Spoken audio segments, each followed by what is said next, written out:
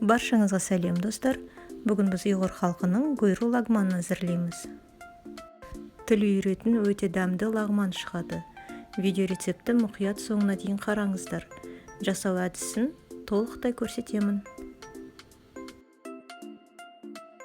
500 грамм таза етті майдалап жапырақтап турап маринаттаймыз. Сарымсақтың 2 тішесін майда күштен өткіземіз.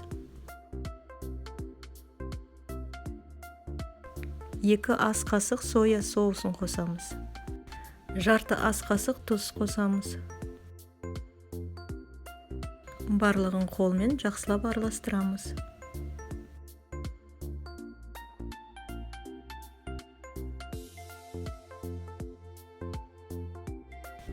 Лагман жасайтын кезде етті 3-4 сағат бұрын маринаттап қою қажет.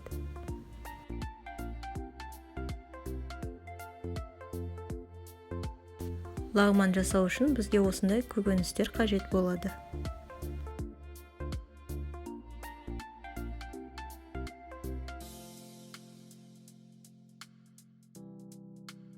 Бес дана болгар бұрышын осылай ірілеу ғып тураймыз.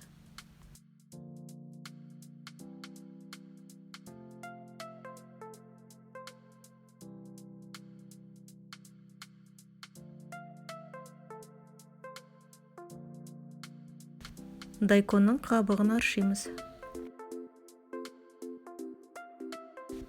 300 грамм дайконды осылай соломка ғып тураймыз.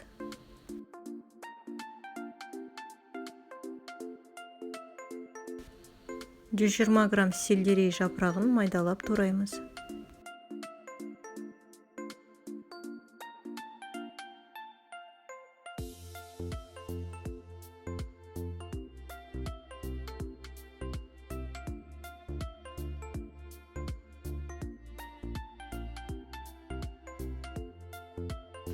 Жүз грамм жандоны осылай ұзыншақтап тураймыз.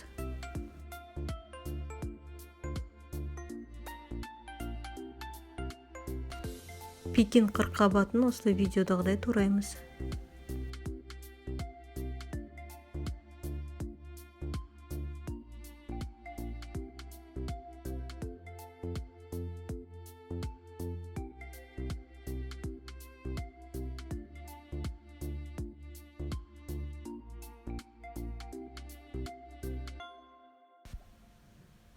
Сельдерейдің сабақтарын тураймыз.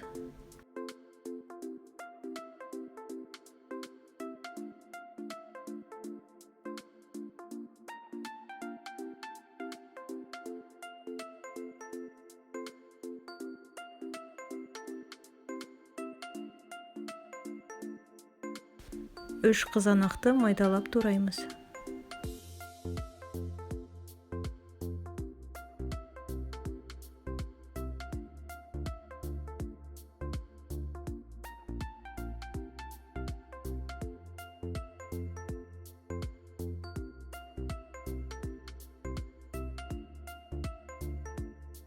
Екі жуаны майдалап тураймыз.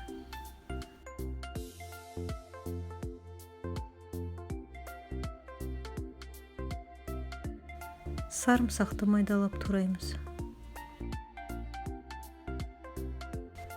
Бір ащы бұрышты ішіндегі дәнмен бірге майдалап тураймыз. Isып тұрған қазанға сұйық май құямыз. Майымыз ысығаннан кейін сарымсақты және ащы бұрышты салып қуырамыз. Одан кейін жуаны саламыз.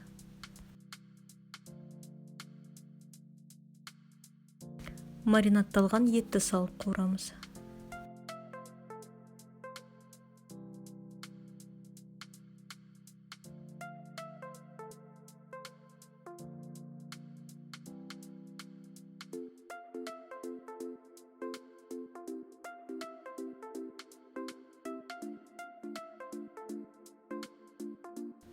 Сельдерей жапырақтарын салып қуырамыз.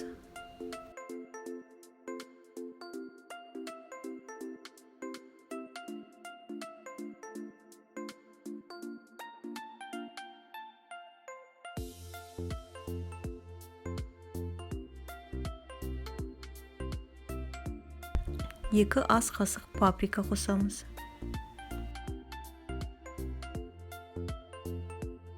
1 ас қасық қара бұрыш. Барлығын араластырып қуырамыз. 1 дана бадьян специясын қосамыз.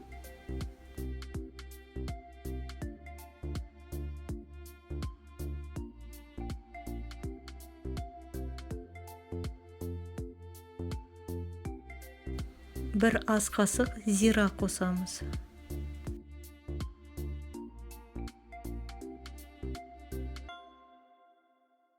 Барлығын жақсылап араластырып қуырамыз.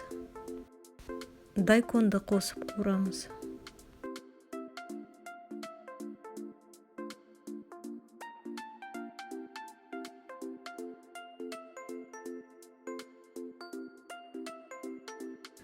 Bir ас қасық кориандр қосамыз.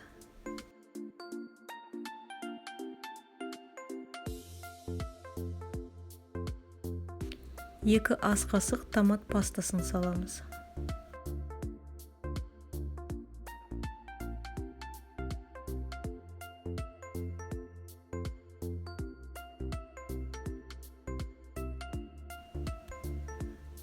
Жандоны қосып қуырамыз.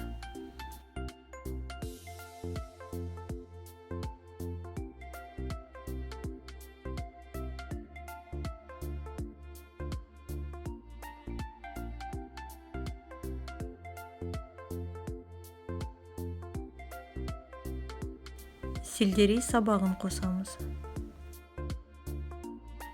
Болгар бұрышын қосамыз.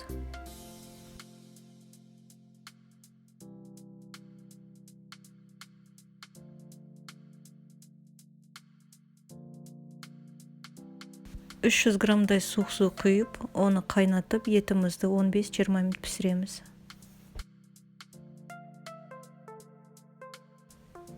Пекин қырыққабатын қосамыз.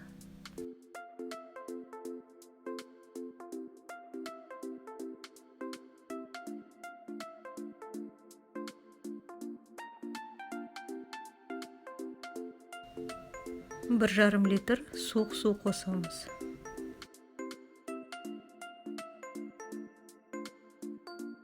Қазанның бетін жауып, сорпамызды қайнатамыз.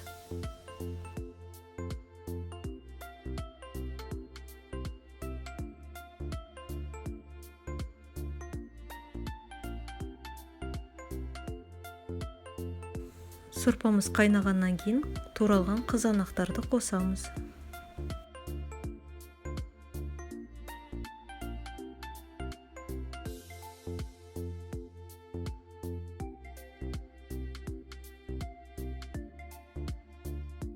Сорпамыздың дәмін көріп, өзіміздің талғамымыз бойынша тұз қосамыз.